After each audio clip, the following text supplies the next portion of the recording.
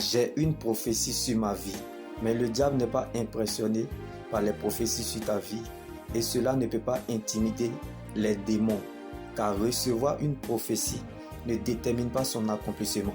Mais marcher avec Dieu, c'est ce qui détermine sa fin. La personne au stade de la promesse n'est pas la même personne au stade de l'accomplissement. On peut avoir le même corps, mais l'intérieur qui a changé. On parle de la nouvelle naissance. C'est Jésus qui a fait le son. Celui qui marche avec Dieu ne sera jamais perdu, car la parole de Dieu est la seule prophétie qui ne rate jamais son but. Donc le désastre pour un être humain, c'est de perdre la vision de Dieu pour sa vie. Lorsque vous êtes sans vision, vous devenez la provision des autres. Il n'y a pas de vision sans révision, ni de vision sans provision. Quand on peut, on provoque par notre connexion avec Dieu. Mais quand on veut, on attend comme celui qui ne voit pas parle. Le silence de Dieu attire le silence de l'homme. Donc, c'est l'immaturité de chasser quelque chose qu'on ne voit pas. Alléluia. Oui, laisse-moi te choquer. La promesse de Dieu, ce que tu cherches, espères ou entends, ne viendra pas. Laisse-moi te choquer.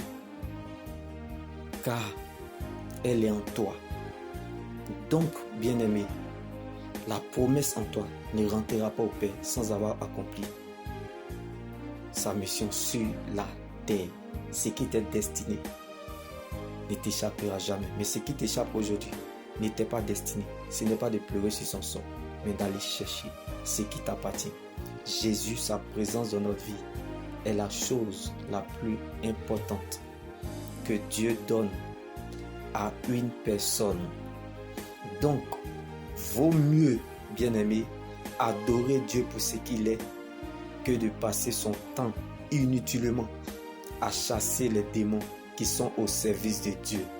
Car lorsque Dieu donne les ordres, Satan exécute.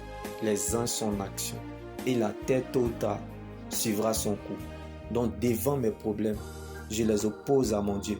Car en face de tous mes défis, il sait qu'il est concerné. Donc ce n'est plus ton combat. Car Christ a été ressuscité pour toi. Il y a encore de l'espoir tant que Jésus vit pour toi. Shalom.